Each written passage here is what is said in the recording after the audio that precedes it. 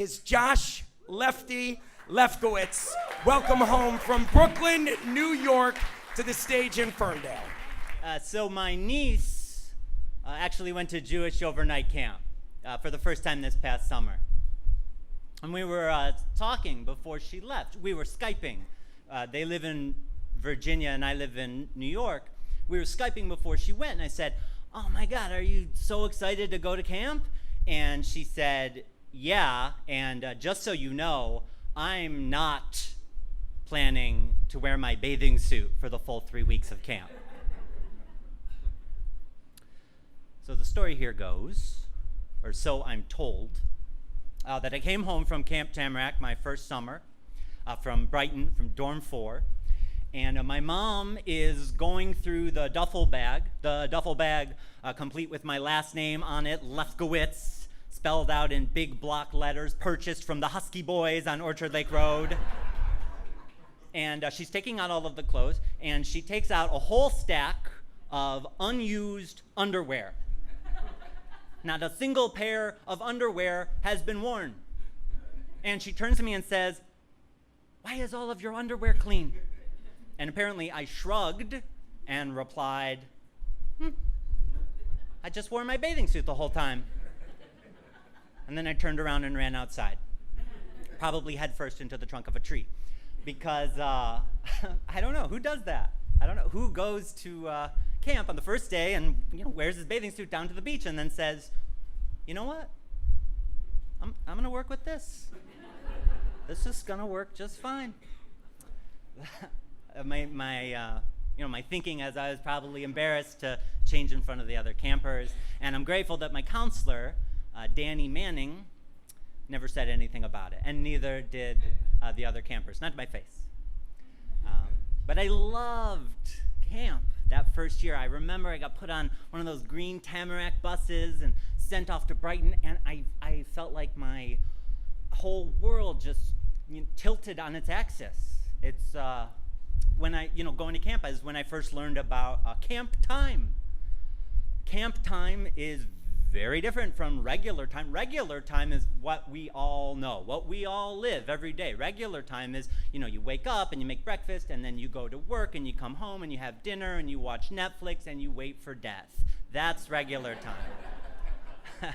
Camp time is very different. In camp time, you don't have time to wonder, well, what does it mean? Or what am I doing with my life? Because you're a kid, but also you're too busy. You're too busy. What is camp time? You wake up and you have arts and crafts, and then you have drama, and then you have water sports, and then you have swimming, and you have 3 meals a day, and you're singing and cheering with your friends all throughout at various points of the day. You don't do that during regular time. If you do that during regular time, you are very high for a very prolonged period of time. And at camp time, even after the final meal and the final activity, you go back to your village and you're laughing with all of your friends and you're playing euchre and you're trying to see who can put the most grapes inside of their mouth. And then the counselor comes and he says, "Okay, go to your bunk," and you go to your bunk, but you stay up more laughing and joking, and someone has stolen a bunch of grapes from the refrigerator so the competition can continue. And that's Monday. That's one day. And then Tuesday, you do another 500 things. So I loved camp. I used to say this growing up, and it's true. I would say my summer at Camp Tamarack was, or my month at Camp Tamarack was the best month of the year. Full stop.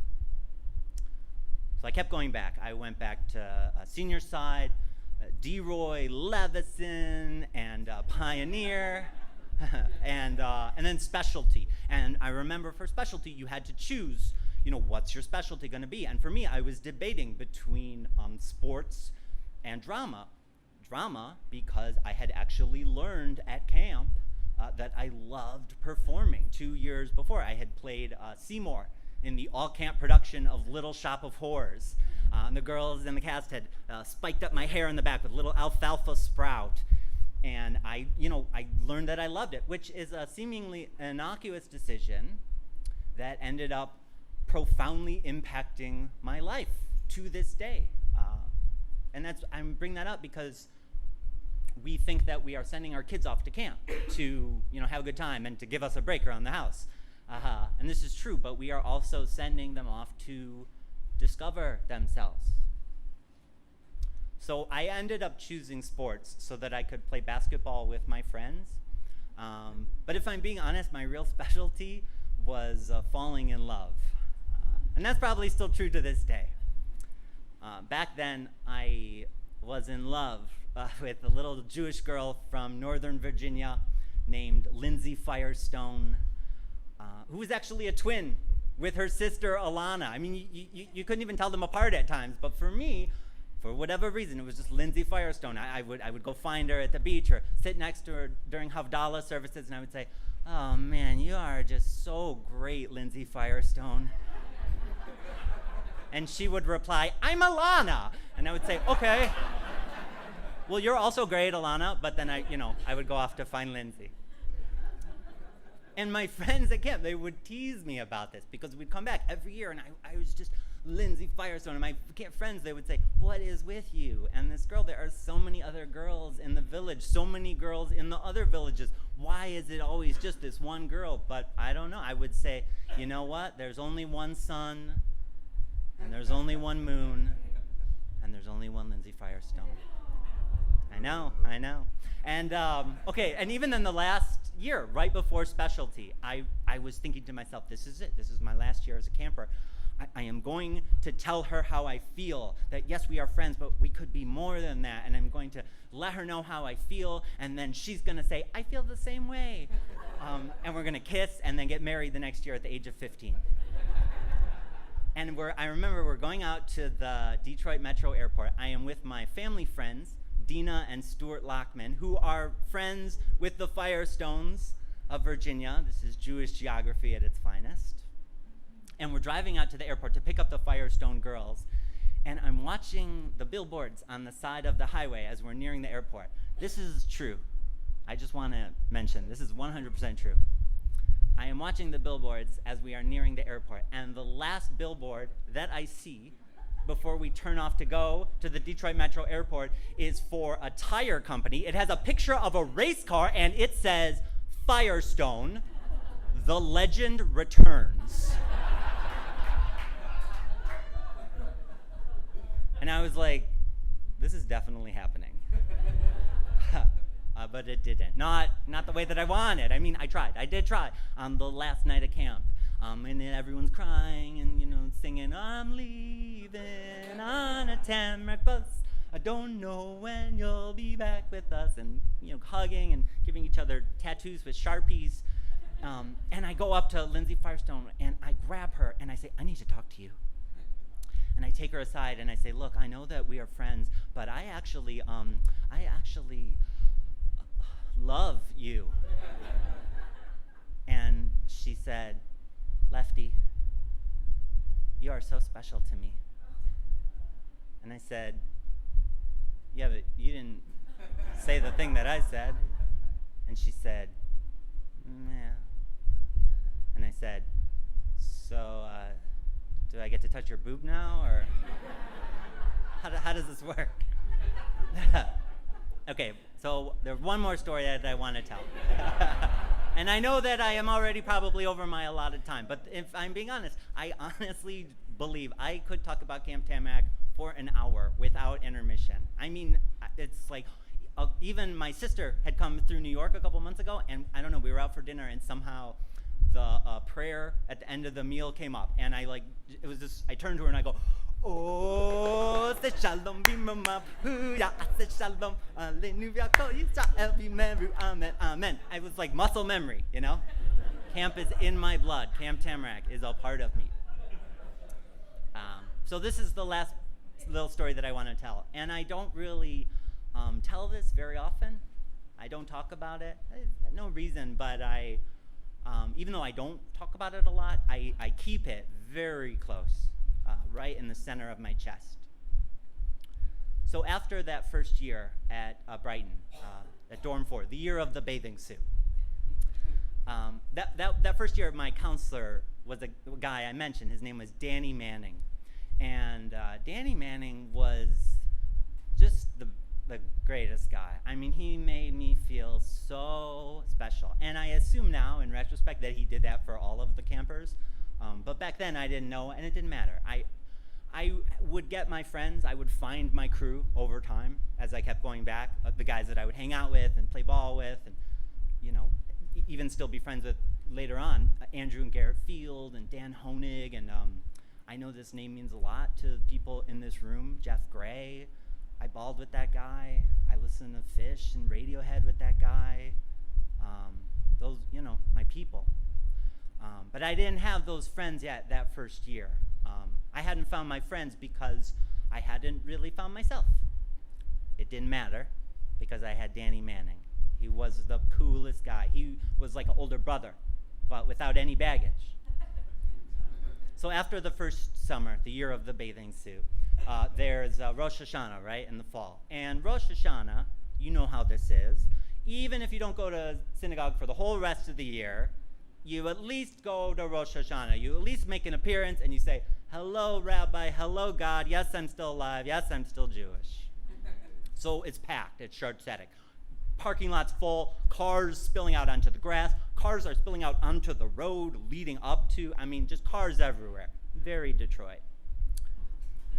We're coming out, my family and I, out of the synagogue, and as we're walking to the car, I look to the side, and I think I see Danny Manning.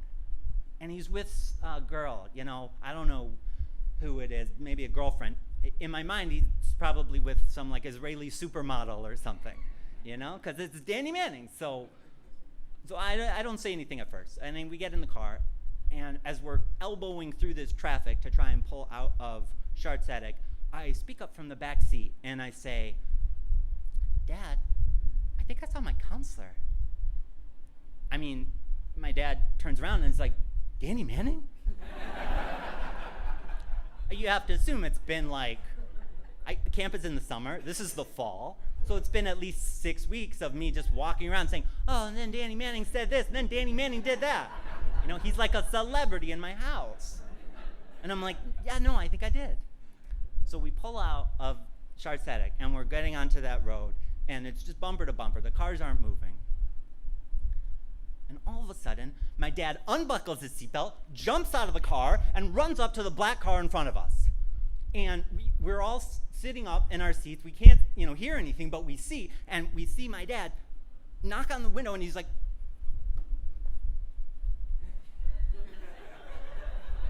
and we see the guy in the car who's sitting there, and he's like, and all of a sudden my dad comes running back to the car, and who does he have with him? But it's Danny Manning.